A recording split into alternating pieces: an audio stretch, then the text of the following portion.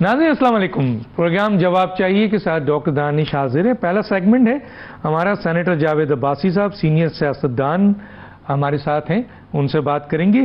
जी senator Javed Abbasi साहब, मेरी आवाज़ आ रही है आपको? जी बिल्कुल आ रही है डॉक्टर साहब। सर आज का ये प्रोग्राम जो है ना हमारा, वो ज़रा खरा सच जिसको कहते हैं बिल्कुल ऐसी बातें जो बिल्कुल ही सच हो सामने आएंगी। हम चाहते हैं, आपके बारे में यही मशहूर है कि आप सच बोलते हैं चाहे वो तलखी क्यों ना हो। तो सर मेरा पहला सवाल ये है कि आज की जो मौजूदा हुकूमत है, आपके इस वक्त पीएमएलएन की इत्तेहादी तो है लेकिन कैबिनेट में पीएमएलएन छाई हुई है। कहते हैं 1 साल हुई है, लेकिन ये कंटिन्यूएशन है पीडीएम की हुकूमत की, क्योंकि उस वक्त भी वजीर आजम शहबाज शरीफ थे, फिर जो निगरान आई वो भी इन्हीं में से कुछ लोग थे। तो 3 साल की हुकूमती कारकर्दगी को मुख्तसर सर, क्योंकि 25 मिनट का सेगमेंट है, मैं चाहूंगा क्योंकि कई सवालात हैं, आप इस 3 साल की हुकूमत को कैसे देखते हैं सर? बिस्मिल्लाहिर्रहमानिर्रहीम। डॉक्टर साहब बहुत शुक्रिया। डॉक्टर साहब इस मुल्क में यकीनन आप हर आदमी को चाहिए, वैसे तो हर मुसलमान को वैसे भी सच बोलना चाहिए और हर आदमी को भी सच बोलना चाहिए, लेकिन यहाँ सच की बड़ी प्राइस है। लेकिन ये जो हुकूमत है, मेरा ख्याल है कि इसकी जो सबसे मेरी नज़र में है कि इसके पास जो वो इखलाकी ताकत है वो पहले दिन से नहीं थी, क्योंकि चूँकि मैंडेट ठीक नहीं था। ये समझते थे कि हमें मैंडेट जो मिला हुआ है वो सिर्फ फॉर्म 47 की सूरत में मिला हुआ है, और जब अंदर से आदमी के जो मॉरल अथॉरिटी है वो कमज़ोर हो तो फिर वो डिलीवर नहीं कर सकता। ये हुकूमत कई बैसाखियों पर कायम है। आज वो बैसाखियाँ अगर कोई हटा दे तो ये रात तक खड़ी नहीं हो सकती। लिहाजा इसकी जो अपनी क्रेडिबिलिटी थी वो इस तरह बिल्ड नहीं कर सकी, ना पार्लियामेंट का अपना काम कर सकी है। सिर्फ कैबिनेट ने और पार्लियामान ने 2 काम किए हैं पूरी इस वक्त में कि उन्होंने अपनी तनख्वाहें बढ़ा ली हैं, वज़रा ने भी अपनी तनख्वाह बढ़ा ली और जो मेंबरान असम्बली है उन्होंने भी अपनी तनख्वाह बढ़ा ली। उसके अलावा इनकी कारकर्दगी कहीं ग्राउंड पर नज़र नहीं आ रही है। ये जितनी बातें करते थे कि हम बाहर से इन्वेस्टमेंट लेके आएंगे, हाँ सारी दुनिया में हम जा रहे हैं, मेरा नहीं ख्याल कि एक जो जितने भी MOU साइन हुए थे वो एक भी किसी एग्रीमेंट में ये दाखिल हो सके हैं। ना कोई बड़ा प्रोजेक्ट ला सके, ना इन्वेस्टमेंट ला सके, ना कोई बेहतरी ला सके, और ना ही मेरा ख्याल है उस वक्त इनका कोई नज़रिया था कि हमने काम करना है। इनका नज़रिया था कि किसी वक्त हमें कोई देर हुकूमत मिल जाए और हम अपना जो पीडीएम की पहला पोर्शन जिसका आपने जिक्र किया उसकी एक्सटेंशन को आगे अपने तौर पर चला लें। और ये इनको खुद भी अंदाज़ा है कि शायद ये अब आखिरी ही वक्त होगी, कुछ अरसे के लिए शायद इन सब को हुकूमतों से बाहर बैठना पड़ेगा। उस खौफ में भी हैं और बदकिस्मती से डिलीवर भी नहीं कर सके।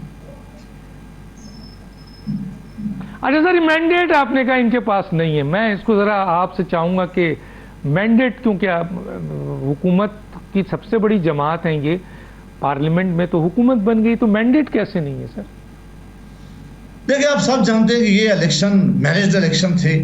इस इलेक्शन में बदकिस्मती से जो जीते हुए हैं वो बाहर फिर रहे हैं और जो हारे हुए हैं वो आज असम्बलियों में बैठे हुए हैं।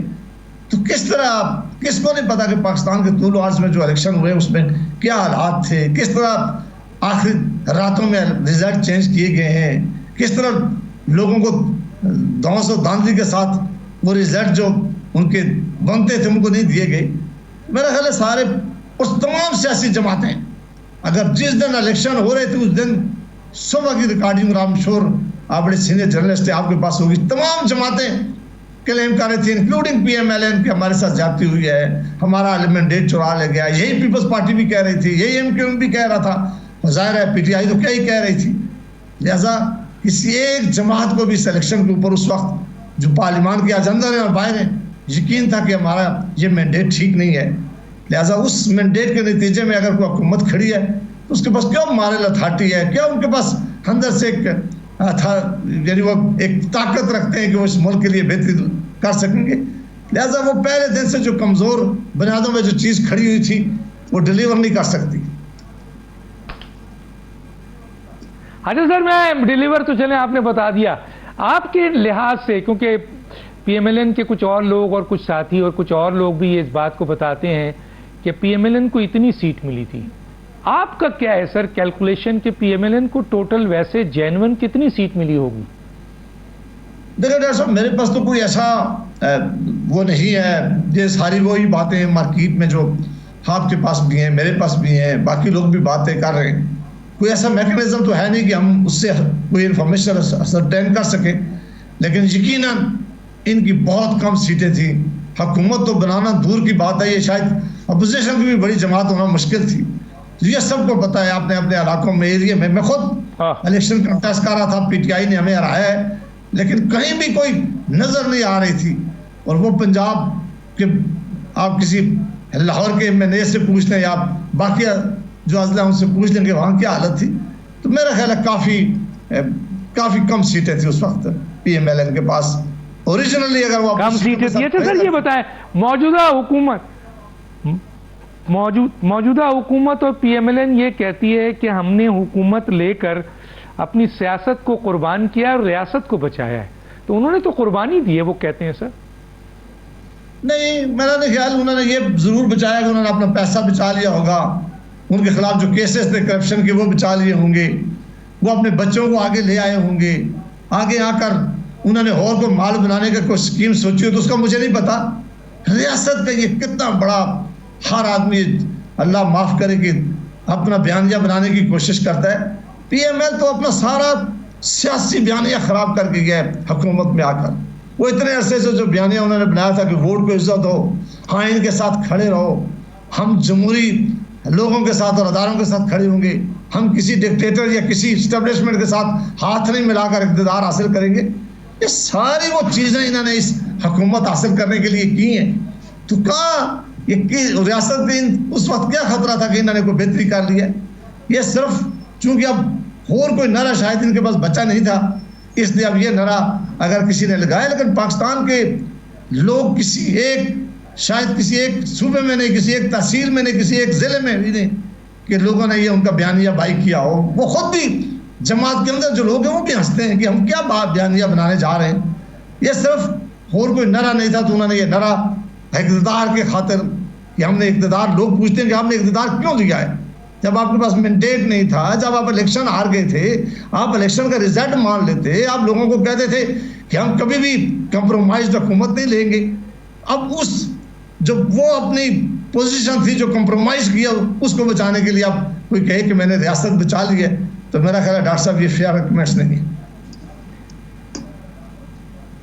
اچھا سر یہ مجھے بتائیں کہ جب نواز شریف صاحب لندن سے آ رہے تھے تو پی ایم ایل این کے لوگوں کا، کئی لوگوں کا اسٹیٹمنٹ تھا، خود اس کی کبھی نفی نہیں کی نواز شریف نے کہ اب اگلے وزیر اعظم یا نواز شریف ہیں، وزیر اعظم آ رہے ہیں، پی ایم ایل این کی حکومت ہوگی، نواز شریف وزیر اعظم ہوں گے، تو سر ایم این اے کی سیٹ جیت گئے نواز شریف لیکن وزیر اعظم نہیں بنے، اس کے بارے میں کیوں سر، کیوں نہیں بنے وہ وزیر اعظم؟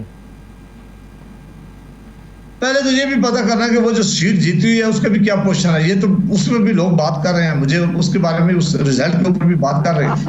بہرحال یہ فیصلہ جماعت انہوں نے، میرا خیال ہے کہ یہ جو لوگوں نے اقتدار دینا تھا یہ فیصلہ انہوں نے کرنا تھا کہ کس کو ہم نے وزیر اعظم بنانا ہے، میرا خیال ہے اس وقت نہ جماعت سے پوچھا گیا ہے، نہ کسی لیڈر سے پوچھا گیا ہے، نہ کسی کو کہا گیا ہے، یہ بالکل جس طرح کیئر ٹیکر کا پرائم منسٹر، آپ کو پتہ ہے جب کیئر ٹیکر پرائم منسٹر کسی کو بناتے تو آخری وقت ایک میسج آتا ہے لیڈر آف ہاؤس اور لیڈر اپوزیشن کو کہ یہ نام جو ہے یہ جا کے فائنل کر لے، اسی طرح یہ نام بھی فائنل ہوئے ہیں کہ کس نے وزیر اعظم بنا ہے اور کس نے وزیر اعلیٰ بنا ہے، لہٰذا چوائس کسی کو نہیں دی گئی۔ تو سر یہ چوائس نہیں تھی، یعنی تو پھر میاں نواز شریف صاحب جو سیاست میں نظر نہیں آ رہے ہیں، کسی ایکٹیویٹیز میں نظر نہیں آ رہے ہیں، کیا وجوہات ہے کہ وہ اب اس بات پہ ناراض ہیں کہ ان کو وزیر اعظم نہیں بنایا گیا، وعدہ کیا گیا تھا، یا وہ خاموش اس لیے ہیں کہ جیسے ابھی آپ نے کہا کہ ان کی تو دونوں سیٹیں وہ ہار گئے تھے، ایک سیٹ ان کو دے دی گئی، تو اب ان کا مستقبل آپ کو کیا نظر آ رہا ہے؟ شہباز شریف اور مریم نواز صاحبہ اب سامنے آ چکی ہیں، تو نواز شریف کہاں ہے سر؟ جی میرا تو کوئی رابطہ نہیں ہے، مجھے ایگزیکٹ نہیں پتا اس کیا صورتحال ہے، لیکن مجھے یہ جو نظر آ رہا ہے وہ یہ نظر آ رہا ہے کہ چونکہ مسلم لیگ نے اپنا بڑا نقصان کر لیا تھا، مسلم لیگ پی ڈی ایم کی حکومت بننے سے پہلے پاکستان کی بہت بڑی سیاسی جماعت تھی، ان کے پاس ایک بیانیہ تھا، وہ جو بات کرتے تھے پاکستان کے لوگ اس کو سنتے تھے. بدقسمتی سے انہوں نے اقتدار حاصل کرنے کے لیے، اپنے بچوں کو آگے لانے کے لیے، اپنے کیسز کو معاف کروانے کے لیے ساری وہ جو کریڈیبلٹی تھی جماعت کی وہ قربان کر دی گئی ہے. جو جماعت کا نظریہ تھا اس کو قربان کر دیا گیا ہے. جس جماعت نے نیریٹو بنایا تھا وہ صرف اقتدار کے لیے قربان کر لیا گیا ہے. اور پہلے ظاہر ہے ایک کمپرومائز کے ذریعے آپ کو پتا ہے کہ واپسی ہوتی ہے، اس میں بھی کچھ ضرور کنڈیشن ہوئی گی، مجھے پتہ نہیں اس باتوں کا، لیکن بہرحال یہاں جب الیکشن لائے گئے تو یہی ظاہر بتایا گیا تھا پی ایم ایل این کو کہ آپ الیکشن جیتیں گے، آپ 2/3 میجارٹی سے جیتیں گے، آپ کی اکثریت ہوگی.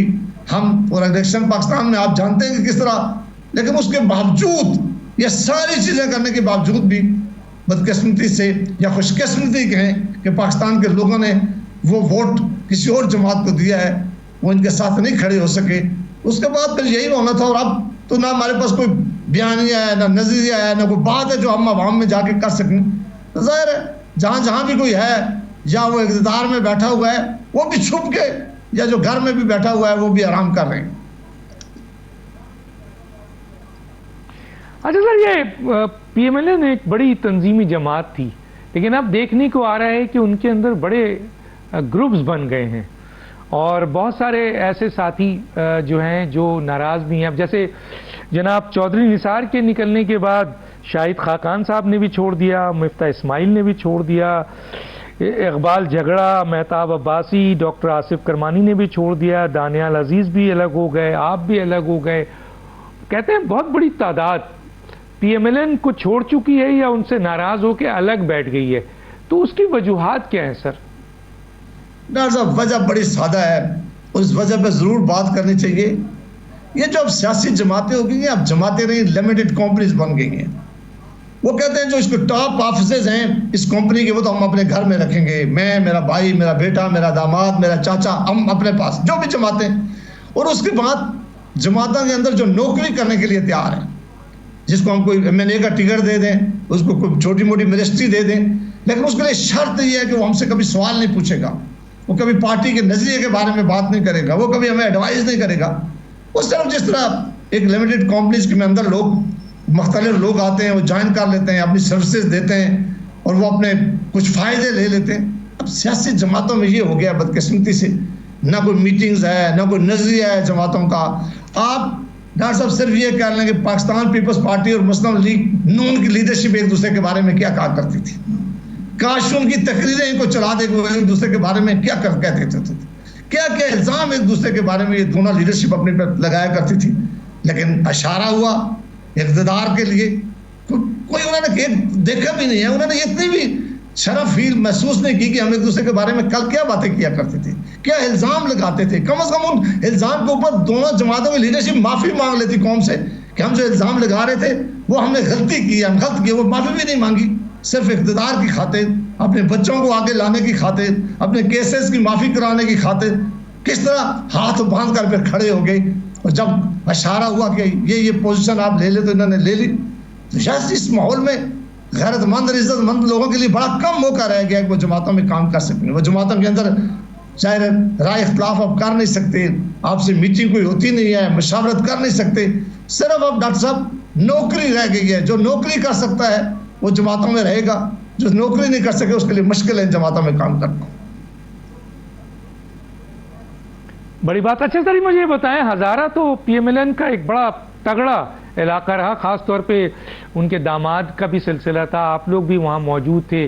نواز شریف وہاں سے الیکشن لڑتے بھی رہے ہیں اور اس دفعہ وہ بری طریقے سے وہاں ہار گئے لاہور سے، بقول آپ کے اور دوسرے لوگوں کی. بھائی وہ سیٹ بھی ہاری ہوئی تھی، ان کو جتائی گئی.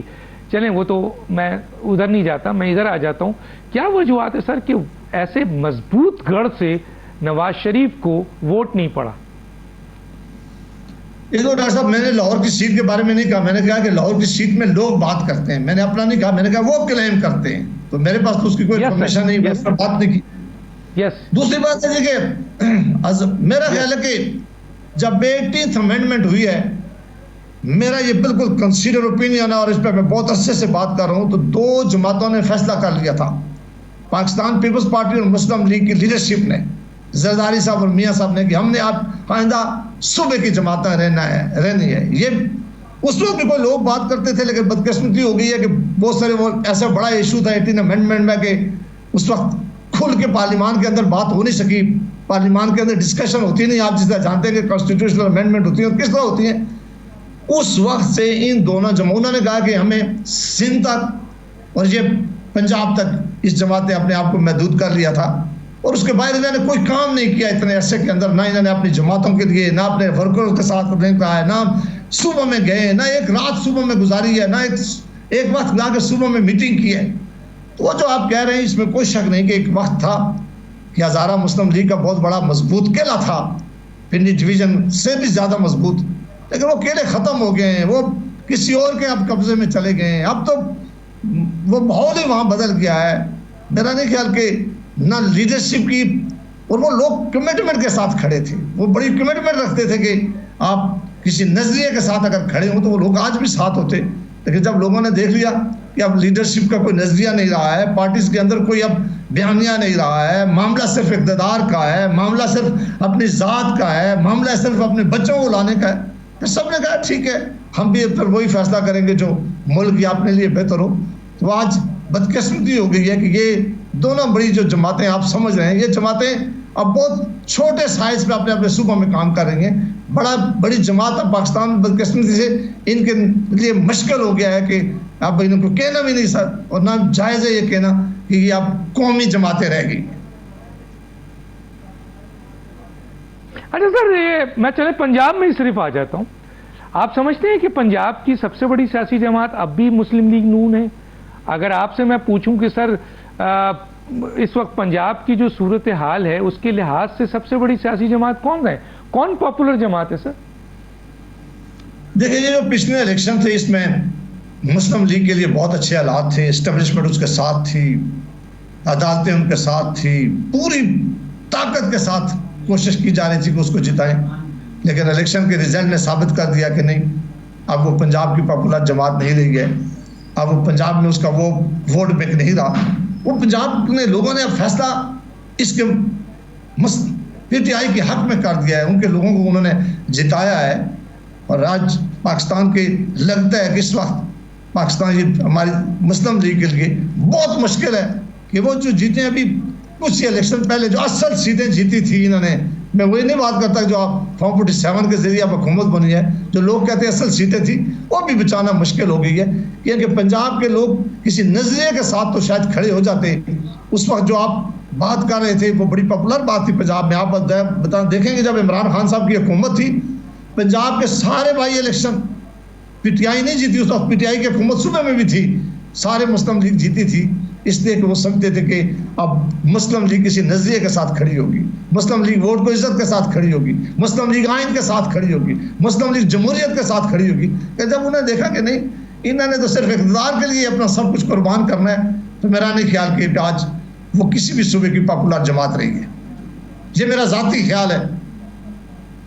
اچھا سر, یہ آپ کا خیال ہے. بہرحال ایک تو مجھے سر یہ بتائیے کہ نواز شریف کا مستقبل آپ کیا دیکھ رہے ہیں شہباز شریف کی موجودگی میں اور مریم نواز صاحبہ کی موجودگی میں, کیونکہ یہ دونوں فرنٹ پہ ہیں اور ان کے بڑے اچھے ریلیشنز بھی ہیں اسٹیبلشمنٹ کے ساتھ, اور پی ایم ایل این کی بہت بڑی تعداد جو ایسے لوگوں کی جو کہ آپ کے کابینہ میں ہیں وہ بھی ان کے ساتھ کھڑے ہیں.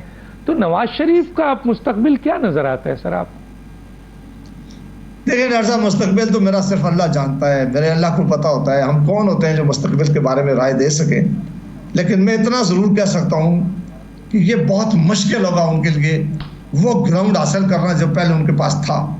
کیونکہ اب چیزیں بدل گئی ہیں, بہت زیادہ نوجوان ووٹر آ گیا ہے, بہت زیادہ نوجوان اکثریت میں اس وقت سیاسی معاملات پر نظر رکھے ہوئے ہیں.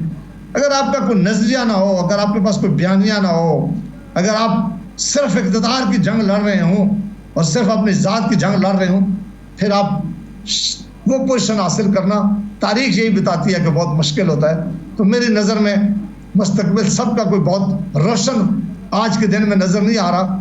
بہرحال اللہ جانتا ہے کہ آنے والے الیکشن میں پنجاب کی عوام یا پاکستان کی عوام کیا فیصلہ کرتے ہیں.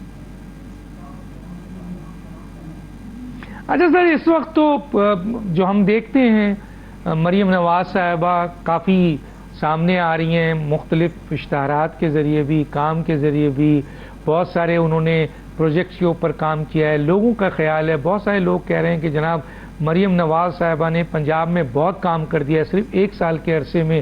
تو سر اس کا آپ کو نظر آئے گا نیکسٹ الیکشن جب بھی ہوتا ہے، مریم نواز صاحبہ جو یہ کر رہی ہیں، کیا ووٹرز اس طرف جائے گا، مریم کو ووٹ دے گا، یا وہ ووٹ اسی طرف رہے گا جو پہلے تھا؟ میرا نہیں خیال ہے. تو یہ کام جو ہے وہ سارے نمائشی کام ہیں. آپ نے خود بھی بتا دیا کہ میڈیا مینجمنٹ ہے، اشتہار بازی ہے ساری، اور یہ چیزیں مینج کرنا آسان ہو جاتی ہے دنیا کو دکھانے کے لیے. اور ایک بہت بڑا بجٹ جو ہے آپ روز دیکھتے بڑے بڑے اخباروں میں اور ٹی وی میں اشتہار چلانا شروع کر دیں. تو نہیں، اس سے ضروری نہیں کہ صوبے میں بھی بہت بڑی ترقی ہو رہی ہو، صوبے میں لوگوں کی زندگیوں میں کوئی بہت بڑی تبدیلی آ رہی ہو. اور میرا اپنا خیال ہے کہ میں صرف اتنا آپ کو بتا دوں کہ جب ایک کوئی بڑی سیاسی جماعت، اور اس کے میں کئی مثالیں دے سکتا ہوں، آپ کے پاس وقت نہیں ہے، کہ اگر وہ ایک دفعہ ایک اپنا گراؤنڈ کھو جائے، اگر ان کی پوزیشن کمزور ہو جائے، تو پھر انہیں بڑا وقت لگتا ہے واپس آنے میں. آپ کو یاد ہوگا کہ ایک وقت پاکستان پیپلز پارٹی بہت بڑی جماعت ہوا کرتی تھی پنجاب کے اندر، بہت بڑی ان کی اکثریت تھی. 88 میں محترمہ بے نظیر بھٹو صاحب نے فیصلہ کیا کہ میں لاہور میں آ کر اتروں گی، اور بہت بڑی جماعت تھی. پھر ایک وقت آیا کہ ان کی جماعت کی پوزیشن بڑی کمزور ہو گئی ہے، اور مسلم لیگ اور میاں صاحب کے پاس یہ ساری پوزیشن آ گئی ہے. اب یہ لگتا ہے کہ یہ گراؤنڈ کسی اور کی طرف چلا گیا ہے، یہ بڑا وقت لگے گا اسے واپس آنے. اچھا سر، 2 سوال ہے، جلدی سے پوچھوں گا. حمزہ شہباز صاحب کی سیاست بھی نظر نہیں آ رہی ہے، ایسا کیوں سر؟ میرا خود بھی ان سے کوئی رابطہ نہیں ہوا جی، بڑا عرصہ ہو گیا. میں جانتا نہیں کہ اندرونی کیا سچویشن ہے، لیکن ظاہر ہے ان کے پاس کوئی سکوپ ہی نہیں رہا، کوئی پوزیشن ہی نہیں رہی. یہاں چونکہ تقسیم ہو گیا ہے، اور یہ خاندان نے تقسیم کر لیا ہے کہ وزیر اعظم شہباز شریف صاحب ہوں گے اور چیف منسٹر صاحبہ مریم صاحبہ چیف منسٹر ہوں گی، اور یہ گھر بیٹھ کے وہ فیصلہ کرتے ہیں. یہ جماعت کا فیصلہ نہیں ہوتا یا کوئی اور فیصلہ کرتا ہے. تو میرا خیال ہے حمزہ صاحب کے لیے کوئی پوزیشن بھی باقی نہیں بچی. انہوں نے بھی بہتر سمجھا ہوگا ہماری طرح کہ گھر میں بیٹھے. اچھا سر، یہ چیز تو اب کلیئر نظر آ رہی ہے کہ مریم کیونکہ اب وزیر اعلیٰ بھی بن چکی ہیں، اپنی کارکردگی بھی دکھا رہی ہیں، سیاسی طور پر نواز شریف کی غیر موجودگی میں انہوں نے بڑے بڑے جلسے بھی کیے ہیں. تو اگلی جو پی ایم ایل این کی لیڈرشپ ہے اور قیادت ہے ایز اے قائد، وہ مریم کی طرف جاتے ہوئے نظر آ رہی ہے سر؟ بالکل 1 منٹ ہے سر میرے پاس. میرا نہیں خیال کہ جی، میرا خیال ہے کہ اب آنے والے الیکشن میں دیکھیں گے کہ بہت ساری تبدیلیاں آپ کو نظر آئیں گی. کوئی الیکشن سے پہلے اور کوئی بات، کوئی لوگ مشکل سے صرف جڑے ہوئے ہیں، وقت کا انتظار کر رہے ہیں. اچھا سر، یہ حکومت اپنی مدت پوری کر پائے گی، یا آپ کو بیچ میں کوئی الیکشن یا کوئی ایسی سچویشن نظر آ رہی ہے کہ کوئی ایسی حکومت بن جائے، نئی حکومت، کوئی قومی حکومت ٹائپ کی، یہ اپنا ٹینیور مکمل کرتی ہوئی نظر آ رہی ہے سر؟ پاکستان بڑا 30 سیکنڈ سر. پاکستان بڑا دلچسپ ملک ہے جی. یہاں رات کو آدمی سوچتا ہے تو صبح کچھ اور ہوتا ہے. یہاں حکومتوں نے ٹینیور مکمل کرنے کی تاریخ بڑی مشکل رہی ہے، اور یہ تو ویسے بھی کسی اور کی بیساکھیوں پہ کھڑی ہے. کسی وقت بھی، کسی دن بھی، کسی مہینے بھی کچھ بھی ہو سکتا ہے. بہت شکریہ سینیٹر جاوید عباسی صاحب، بہت شکریہ. وقت کی کمی رہی ورنہ کسی وقت ڈیٹیل میں بات کرتے. ناظرین، یہ تھا ہمارا پہلا سیگمنٹ جس میں سینیٹر جاوید عباسی صاحب سینئر سیاستدان تھے. آپ نے ان کی گفتگو سنی، بڑی کھل کے گفتگو انہوں نے کی. اور اب ہم ایک بریک میں جائیں گے، اور بریک کے بعد سیگمنٹ کے لیے آئیں گے. ایک چھوٹا سا بریک ناظرین.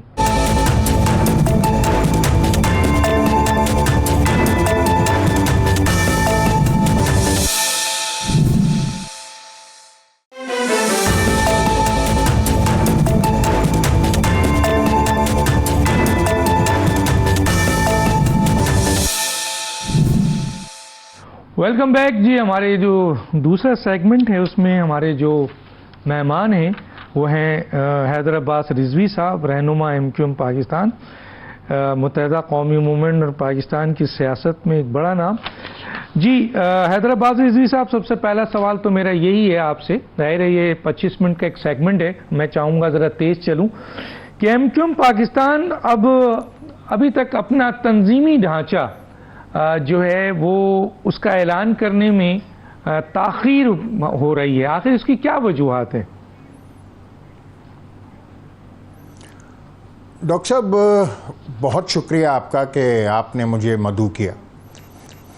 جیسا کہ آپ جانتے ہیں کہ ایک صورتحال کے بعد جب بنیادی طور پر 3 دھڑوں کا انضمام ہوا، یعنی متحدہ قومی موومنٹ میں جب پی ایس پی اور جو ڈاکٹر فاروق ستار جنہوں نے اپنا ایک چھوٹا گروپ بنایا تھا اس کا انضمام ہوا، تو ظاہر ہے کہ یہ ایک کوئی بہت سہل کام نہیں تھا، اور آہستہ آہستہ اس کو اپنی ان تمام چیزوں کو مکمل کرنا تھا کہ جو حتمی طور پر ہو جانی چاہیے تھیں.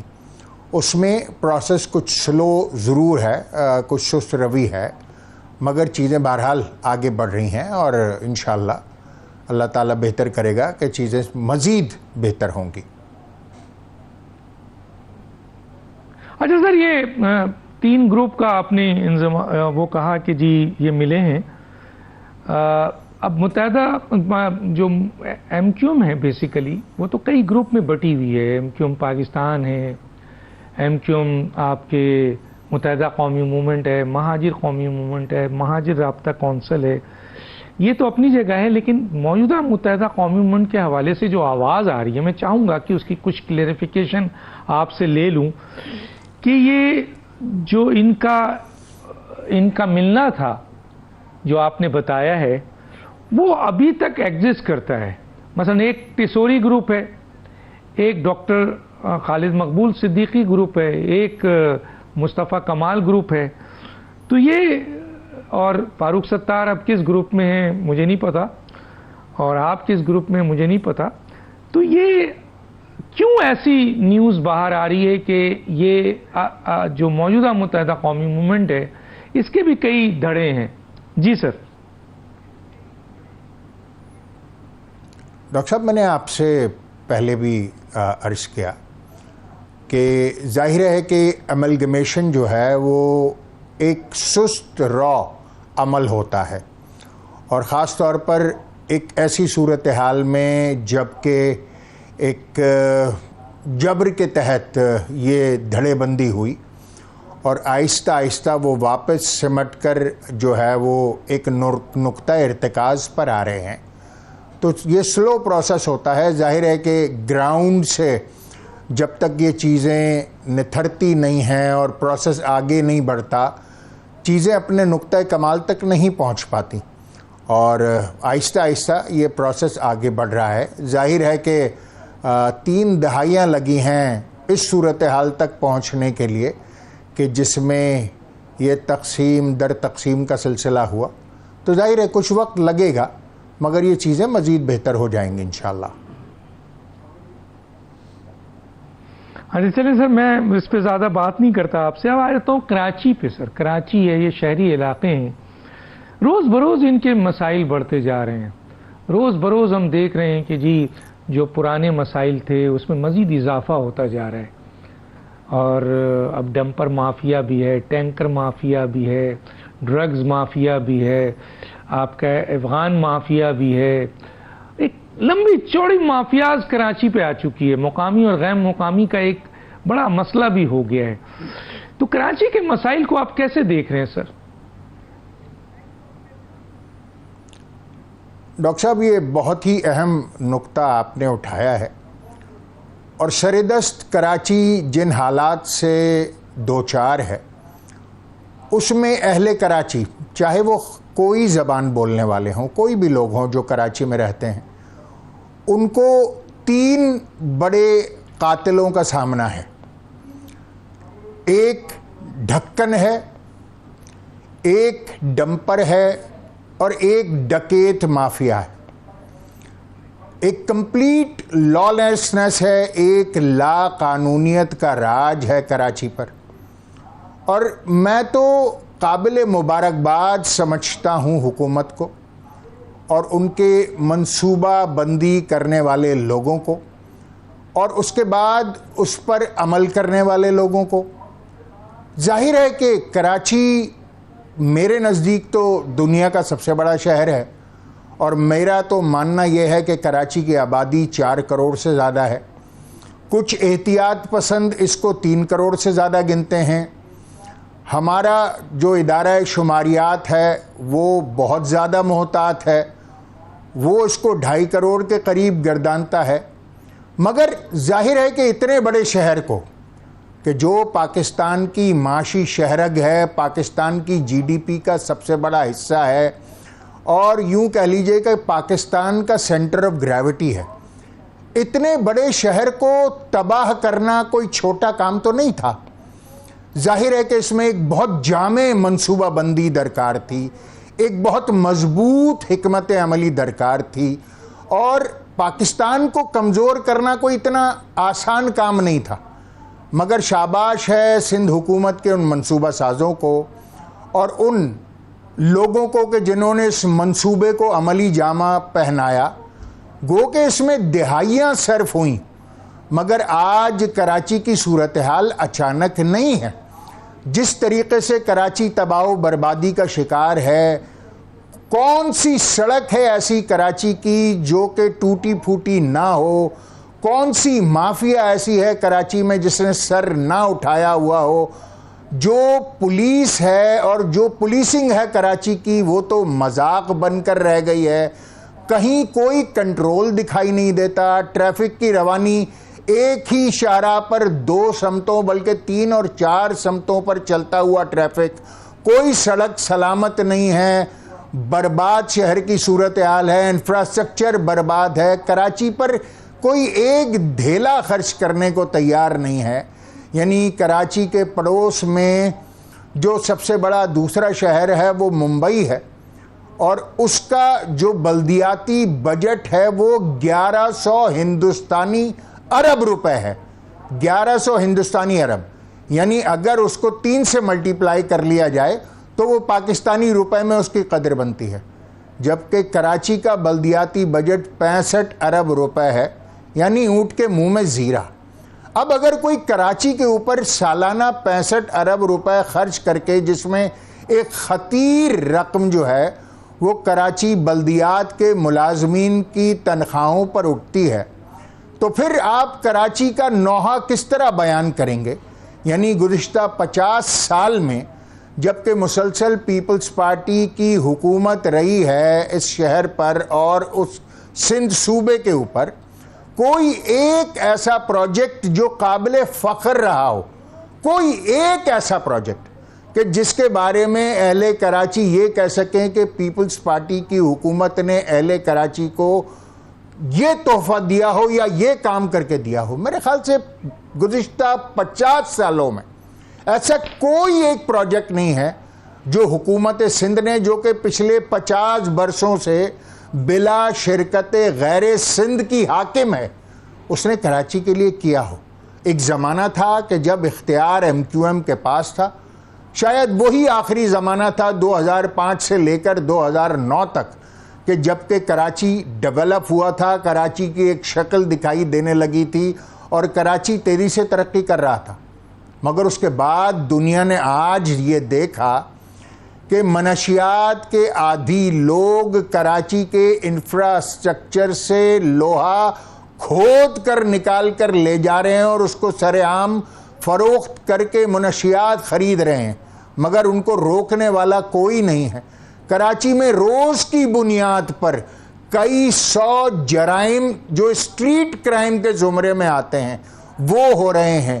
کراچی میں تاجر دن دہاڑے اغوا کیے جا رہے ہیں، صنعت کاروں کو مسلسل دھمکیاں دی جاتی ہیں، کاروبار برباد ہو رہے ہیں، انفراسٹرکچر تباہ ہو گیا ہے. اہل کراچی ذہنی مریض بنتے جا رہے ہیں. یعنی اب تو گیس نہیں، پانی نہیں، بجلی نہیں،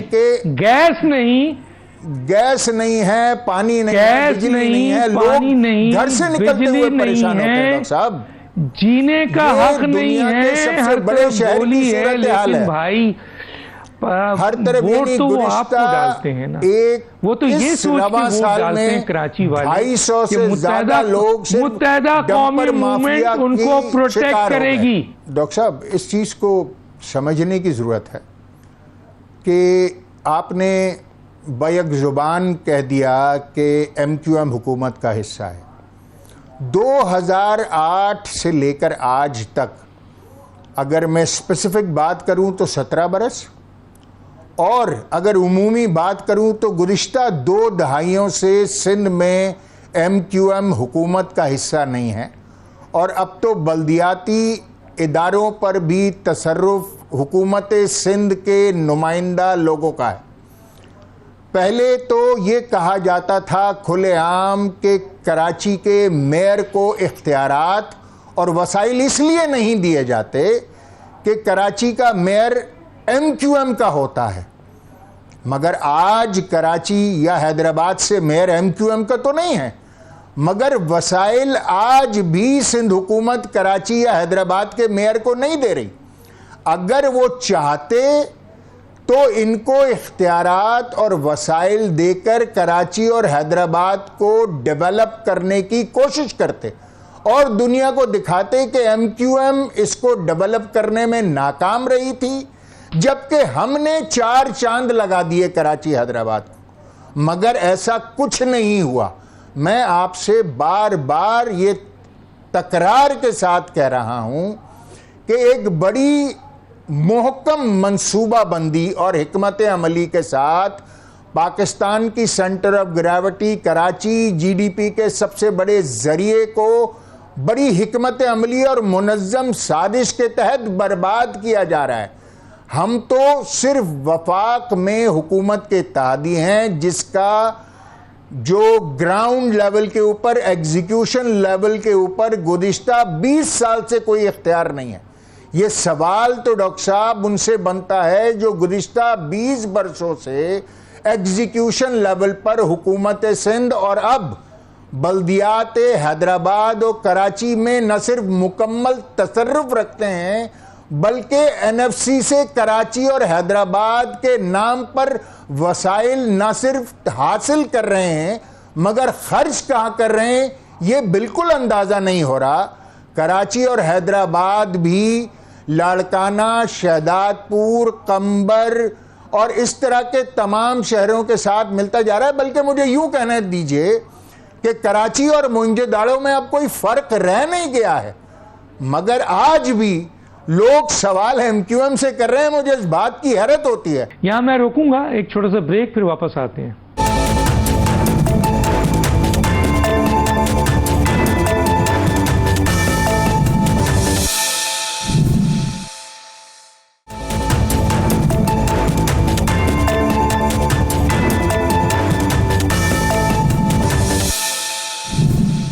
ویلکم بیک.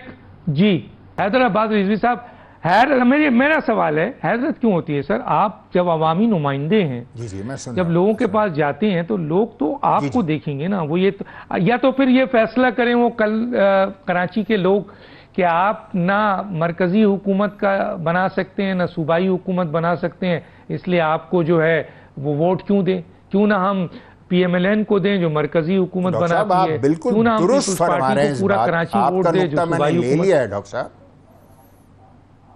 میں نے آپ کا نقطہ بالکل لے لیا ہے. پہلی بات کہ 2018 میں پورا کا پورا مینڈیٹ کراچی کا اٹھا کر پی ٹی آئی کو دے دیا گیا تھا. ڈاکٹر صاحب وزیر اعظم کراچی سے تھا، مگر سب سے زیادہ اجلت اس وزیر اعظم کو کراچی کی سیٹ چھوڑنے کی تھی. سب سے پہلے اگر کوئی سیٹ چھوڑی گئی کراچی کی چھوڑی گئی. اس کے بعد گورنر کراچی سے تھا، صدر پاکستان کراچی سے تھا. پی ٹی آئی کے دور میں وفاقی وزراء کی ایک فوج ظفر موج کراچی سے تھی. کیا ہوا ڈاکٹر صاحب؟ کتنا ڈیلیورنس ہو گئی؟ وزیر اعظم پاکستان تو ایک رات کراچی رک نہیں سکے. 164 ارب روپے کا ایک پیکج کراچی کے لیے اناؤنس ضرور ہوا، اس کی باز گشت ضرور سنائی دی، مگر کیا اس 164 ارب روپے میں سے 1 ارب روپیہ بھی کراچی کے اوپر خرچ ہوا؟ لوگوں نے کیا ہے ڈاکٹر صاحب. مینڈیٹ دوسری طرف دیا گیا ہے. نہیں آپ نے خود ہی سوال کا جواب نہیں آپ نے خود ہی سوال نہیں سر میں یہی پوائنٹ پہ آپ کو آتا ہوں. آپ کا چلیں آپ مکمل کریں. میں صرف اتنا کہہ رہا ہوں کہ ہمارا المیہ یہ ہے کہ جس کے پاس مینڈیٹ ہے اس کے پاس اختیار نہیں ہے, اور جس کے پاس اختیار ہے کراچی اس کو کبھی مینڈیٹ نہیں دیتا. یہی ہمارا المیہ ہے, یہی کراچی اور حیدرآباد کے مہاجروں کا المیہ ہے کہ جس طریقے سے ہمیں دیوار کے ساتھ لگایا جا رہا ہے وہ یہی ہے. اور اس کا نقصان صرف مہاجر اور کراچی اور حیدرآباد کے لوگوں کو نہیں ہو رہا بلکہ سارے پاکستان کو ہو رہا ہے. ڈاکٹر صاحب, کراچی اگر پھلتا پھولتا اور ترقی کرتا ہے تو پاکستان کی معیشت میں خوشگوار اضافہ ہوتا اور پاکستان مضبوط ہوتا ہے, اور اگر کراچی کمزور ہوتا ہے تو پاکستان کو کمزور کرنے کی کوشش کی جاتی ہے. دیکھنا یہ ہے کہ وہ کون لوگ ہیں سازش ہے آپ نے جو گزشتہ 50 برسوں سے اس شہر کو دیوار سے لگانے کی کوشش کر رہے ہیں. ٹھیک ہے, مجھے سر سوال آپ کے ہی سوال سے میں جواب دے رہا ہوں. دیکھیں آپ نے پی ٹی آئی کا بتایا اور پہلے ہی جملہ آپ کا یہ تھا کہ ایم کیو ایم کا مینڈیٹ چھین کر پی ٹی آئی کو دیا گیا ہے. تو سر عوام نے تو پی ٹی آئی کو ووٹ نہیں دیا آپ کہہ رہے ہیں جیسا آپ کا اسٹیٹمنٹ ہے, تو وہ کیوں کراچی کے لیے کام کریں گے؟ اسی طرح پیپلز پارٹی کو کئی سالوں سے کراچی سے وہی 3-4 سیٹیں وہ بھی اگر ان کے تو میرا سوال یہ ہے کہ سر کراچی کے اگر آپ کو لوگ ووٹ دیتے ہیں تو لوگ تو آپ سے امید رکھتے ہیں نا سر کہ آپ اس کے لیے نکلیں گے, آپ فائٹ کریں گے, آپ ان کی آواز بنیں گے, آپ مرکزی حکومت نہیں مجھے مکمل کرنے دیں. حیدرآبادی ویزا مجھے آپ تو یار صدر پاکستان پارٹی کو ووٹ دے دیتے ہیں, ایک دفعہ نہیں دیتے ہیں, ایک دفعہ نہیں دیتے ہیں آپ ایک دفعہ نہیں 2 دفعہ ووٹ دیتے ہیں پاکستان پیپلز پارٹی کے صدر آصف علی زرداری کو, حالانکہ آپ کو سب سے زیادہ شکایت پاکستان پیپلز پارٹی سے ہے لیکن ووٹ آپ دیتے ہیں. اچھا مرکزی حکومت کا آپ حصہ بن رہے ہیں اور ایک اور سیٹ بھی لے لی آپ نے ابھی وزارت کی, لیکن سر مجھے بتائیں آپ کو تو وزارت مل گئی, کراچی کی عوام جنہوں نے آپ کو مینڈیٹ دیا ہے دوبارہ دے دیا, ٹھیک ہے چھینا ہوا مینڈیٹ بھی چھین کر انہوں نے دوبارہ دے دیا, حالانکہ بلدیات کا مینڈیٹ چھینا گیا آپ سے, چلے مان لیتے ہیں ابھی آپ کو نہیں ہے, لیکن جو مینڈیٹ وہ آپ کو کراچی والے تو آپ کو دے رہے ہیں نا, ان کی امیدیں تو آپ سے ہیں نا, آپ ان کو کیا ڈیلیور کر رہے ہیں مجھے صرف اتنا بتا دیں سر. ڈاکٹر صاحب میں آپ نے ایک سوال میں کئی سوال کر لیے. آپ نے کہا کہ ایم کیو ایم نے آصف علی جلدی سر کیونکہ ٹائم کم ہے. جی میں آپ کو اب آپ اگر ایک ساتھ 3 سوال کریں گے دانش بھائی تو مجھے جواب دینے تو دیجئے. نہیں چھوٹے جواب دے دیجئے, میں نے آپ کو انٹرپٹ نہیں کیا, چھوٹے اچھا چلیے چھوٹے جواب لے لیجئے. کچھ تو ہوتے ہیں محبت میں جنوں کے آثار اور کچھ لوگ بھی دیوانہ بنا دیتے ہیں.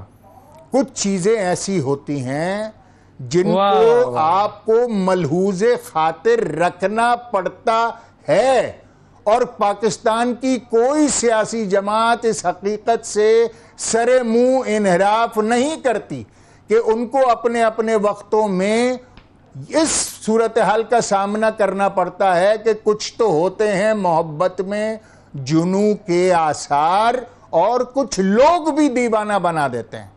تو یہ صورتحال ہے. اور جہاں تک رہ گئی اپنی سی کوشش کی بات, باوجود محدود اختیارات کے ڈاکٹر خالد مقبول نے کراچی میں حیدرآباد میں جتنے یونیورسٹیز کے کھولنے کا آغاز کیا ہے, 8 سے 10 یونیورسٹیز بحیثیت وزیر تعلیم انہوں نے شروع کر دی ہیں. 8 سے 10 اس وقت پائپ لائن میں ہیں. جو وزیر تعلیم کر سکتا ہے وہ بہترین طریقے سے کر رہا ہے. مصطفیٰ کمال کو حلف اٹھائے ابھی چند روز ہوئے ہیں, اور ہماری قوی امید ہے کہ انشاءاللہ وہ بھی پاکستان کی صحت کے قلمدان کے ساتھ انصاف کریں گے. ٹھیک ہے، میں ذرا آتا ہوں سر دو چیزوں کے اوپر. ایک تو یہ جو افغان مہاجرین کو واپس بھیج رہے ہیں، خاص طور پہ غیر قانونی لوگوں کو بھی، اور وہ لوگ جو رجسٹرڈ ہیں ایک لیول پر، تو آپ سمجھتے ہیں اس وقت کراچی میں تو میں دیکھتا ہوں سر ان کی بھرمار ہے، ان کی بدماشیاں ہیں. تو یہ جو بھیج رہے ہیں کن کو بھیج رہے ہیں، کہاں ہیں، اور یہ افغان مہاجرین نے کراچی اور پاکستان کو کتنا نقصان پہنچایا ہے؟ ایک سوال میرا یہ ہے. اور ایک سوال سر میں پوچھوں گا بالکل ہی آخری میں، اور وہ چاہوں گا یہ ٹائم کے اندر ہو جائے، کہ یہ جو مرکزی حکومت کا فیصلہ ہے، سنا ہے صدر صاحب نے اس کو اپروول دی ہے کہ سندھ کے دریا سے جو ہے وہ نہریں نکلیں گی، اس پہ ایم کیو ایم کا کیا موقف ہے سر؟ ڈاکٹر صاحب، غیر قانونی جو تارک وطن پاکستان میں کئی دہائیوں سے آ رہے ہیں، وہ پاکستان کی سلامتی کے لیے بہرحال ایک سوالیہ نشان تو ہے. جو پاکستان میں گزشتہ 2 دہائیوں میں خصوصی طور پر جو دہشت گردی کی ایک صورتحال پاکستان کے عوام کو اور پاکستان کی مسلح افواج کو اور جو ہمارے جوانوں کو درپیش رہی ہے، اور جس میں آج بھی ہماری مسلح افواج، ہمارے جوان، ہمارے آفیسرز سرحدوں کے اوپر نبرد آزما ہیں، یقیناً اس کا کوئی نہ کوئی روٹ کاز تو ہے. اور ان جتنے بھی روٹ کازز ہیں ان میں سے ایک روٹ کاز یہ ہے کہ لاکھوں کی تعداد میں غیر ملکی تارکین وطن پاکستان میں بغیر کسی لکھت پڑھت اور ویزے کے موجود ہیں. اور یقیناً نہ صرف ان کی بے کنی ہونی چاہیے، بلکہ جن جن ممالک سے ان کا تعلق ہے، اگر ان کے پاس ضروری کاغذات موجود نہیں ہیں، ان کے پاس ویلڈ ویزا نہیں ہے، دنیا کے دیگر ممالک تو ڈاکٹر صاحب جن کے پاس ویلڈ ویزاز ہیں، جن کے پاس ریزیڈنس پرمٹس ہیں، ان کو واپس بھیج رہے ہیں. ہم وہ ملک ہیں جن کے پاس غیر قانونی تارکین وطن کی لاکھوں کی تعداد میں موجود ہیں. اگر ہم ان کی بے کنی نہ کریں تو کیا کریں؟ ہمارے جوان، ہمارے فوجی، ہمارے عوام بہت بڑی قربانیاں دے چکے، مسلسل دے رہے ہیں. اگر اس کا روٹ کاز چلیں سر نہر پہ آ جائیں، سامنے آتا نہر پہ اور آ اس جائیں کی سر. بے کنی نہیں ہوتی تو ہم مزید. ڈاکٹر صاحب، نہر پہ تو بڑی کھلی صورتحال ہے. نہر پہ اور میں ابھی جو چیئرمین سینٹ یوسف رضا گیلانی صاحب کا بیان پڑھ رہا تھا گزشتہ 2 دن پہلے، میرے خیال سے ایک مقامی روزنامے میں پاکستان کے ان کا بیان چھپا تھا. انہوں نے تو جو نہروں کا جو آصف علی زرداری صاحب نے جو معاہدہ سائن کیا ہے اس کو بڑا خوشائند قرار دیا ہے. مگر سندھ میں پیپلز پارٹی کی صورتحال اب کچھ اور ہے.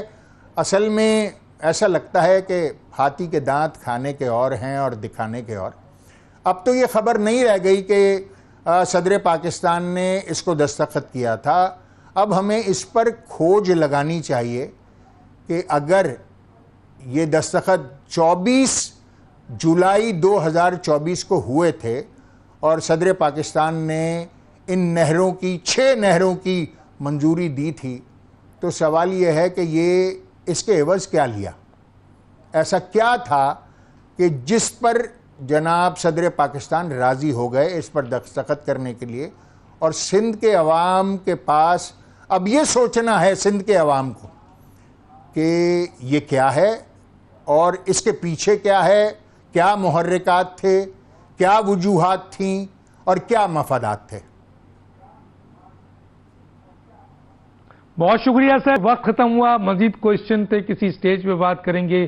ناظرین، وقت ختم ہو چاہتا ہے. ڈاکٹر دانش کو یاد دیجیے. اللہ حافظ.